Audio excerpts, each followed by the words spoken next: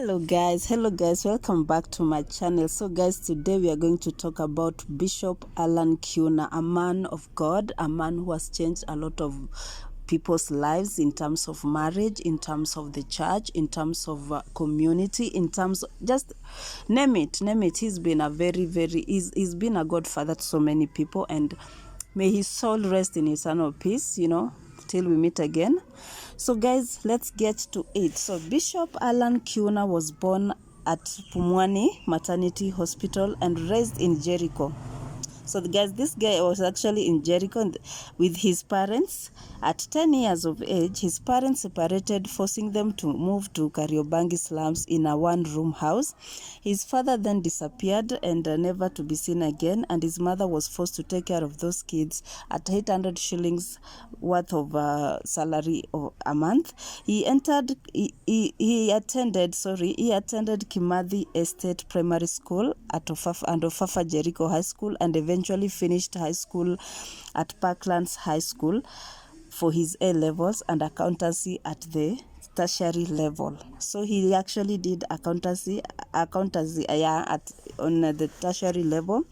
While at the slums, he was introduced to alcohol and substance abuse.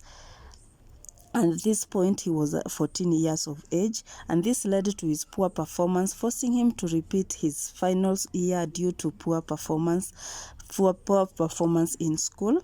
At 19, he turned his life to Christ. So apparently, Bishop Alan Kiuna was born again since he was 19 years old. Can we ever? At 19 years of age, some of us out here are doing shit that even the devil is scared of us.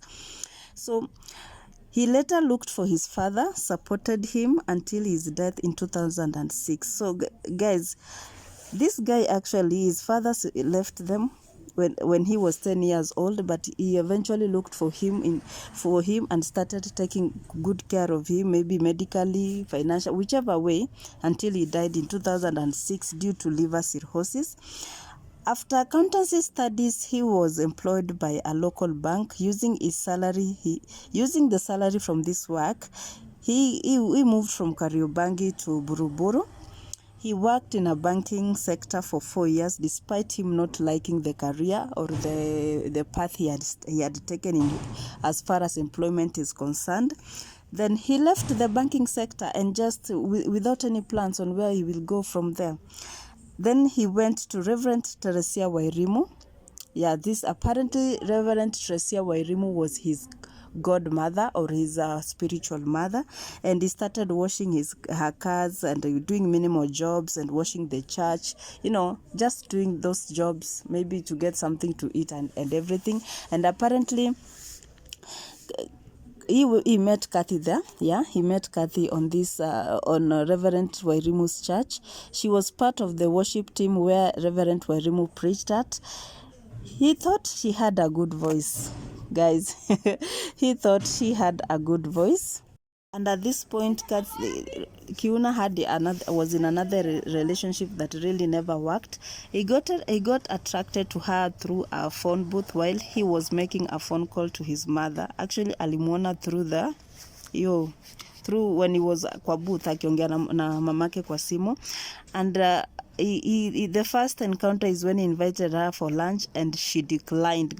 She declined. Nyinyi wenye mnapenda kukula pesa hapa hivi, the first approach and you are all in plus your people, everything. And the second time she accepted and they went for lunch.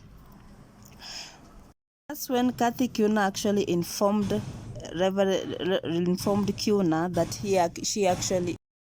she informed him that she had a 3-year-old baby girl, and this man, I think this one made them have a very, very strong bond, and they got married in 1994. And Cathy Kiuna refers to this man as his best friend. And when they got married in 1994, they later bore 3 kids together. And 1996 to 1998, they were part of Reverend Wairimu's church. Struggling made them to even be hosted by another family. In 1999, Kiuna received communication from God to start their own church, they went and informed their spiritual mother, Reverend Wairimu, who blessed them and gave them go ahead. They started off at Kimathi Street in CBD, which eventually grew to a huge church here in Kenya and beyond. By beyond, I mean in the UK, South Africa, and the United States of America. Their kids include Vanessa, who is a lawyer, Stephanie, who is an architect, and Jeremy, who works in the finance sector. Jeremy seems to have followed his father's footsteps. He is a wealthy guy who really has a very palatial home in Runda. And in 2019, Kiuna shared his cancer battle with the public. She shared that they spent approximately 460 million to fight the disease. In 2003, he beat cancer and celebrated his 57th birthday and 29th anniversary of marriage. People out here who can't even manage 1 year in marriage, this couple and best friends actually, by the time he's dying, they had spent a good 30 years in marriage. It's not clear when the disease emerged again, leading to his untimely death.